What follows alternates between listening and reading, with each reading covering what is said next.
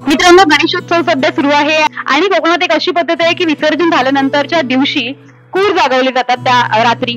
तर नक्की ती पद्धत काय आहे ती जाणून घेऊयात. नमस्कार, तुमचं नाव? नमस्कार, माझं नाव सुयोग सुनील पाटील. गावाचं नाव? कुरकुंडी कोलटेंबी. गणपती विसर्जन झाल्यानंतर काय पद्धत आहे तुमच्याकडे? गणपती विसर्जन झाल्यानंतर आमच्याकडे पूर्वापार चालत आलेली कूर जागवण्याची पद्धत आहे. त्या कूर जागवण्याच्या पद्धतीमध्ये मोस्टली आता तर सर्वच जे घरं आहेत ती सिमेंट आणि विटांची बांधली गेली आहेत, पण पूर्वीकालीन आपली जी घरे असायची ती लाकडाची बनलेली असायची. त्या लाकडांची आम्हाला कुराची घरं असं म्हणायची. तर त्यावेळेस जेव्हा बाप्पाचं विसर्जन आपलं व्हायचं, ते विसर्जन व्हायचं तेव्हा कसं घरामध्ये सर्व मखर आणि काही किमतीच्या मौल्यवान वस्तू अशा आपल्या समोरच असायच्या. तर त्यावेळी चोरी होण्याची भीती असायची. तर त्यासाठी सर्व घरातली भक्त मंडळी आणि सर्व नातेवाईक मिळून, सर्व घरातील मंडळी आणि नातेवाईक मिळून संपूर्ण रात्र जागरण करायचे. कारण घरामध्ये कोणत्याही प्रकारच्या मौल्यवान वस्तूंची चोरी होऊ नये त्याच्यामुळे ही पारंपरिक चालत आलेली, आम्ही आजही पूर्वापार चालत आलेली संस्कृती आम्ही आजही जपत आहे.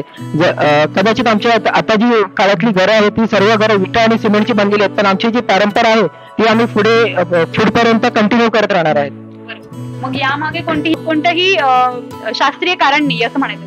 नाही, शास्त्रीय कारण असं नाहीये, पण कसं त्या पूर्वीच्या काळामध्ये जी घरं असायची त्या घरांना दरवाजे आणि लॉक अशी पद्धत नव्हती. त्याच्यामुळे कसं मौल्यवान वस्तू आणि सर्व गोष्टींची चोरी होऊ नये किंवा काही होऊ नये, त्याचमुळे फक्त हे जागरण. आणि या जागरणाच्या वेळी सर्व नातेवाईक आणि मंडळी मिळून आम्ही रात्रभर पूर्ण भजन कीर्तन आणि वेगवेगळ्या प्रकारच्या आरती असे करून पूर्ण रात्र आम्ही जागरण करतो.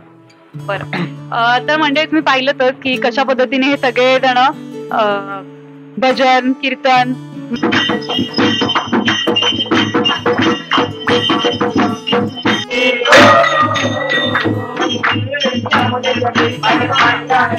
प्रत्येक ठिकाणी अशा वेगवेगळ्या पद्धती आहेत. कोकणात सुद्धा ही कूर जागवण्याची पद्धत पूर्वापार चालत आलेली आहे. याला कोणतेही शास्त्रीय कारण नसून पूर्वापार चालत आलेली जी परंपरा आहे तेच हे लोक पुढे नेत आहेत, त्यांची परंपरा जपत आहेत.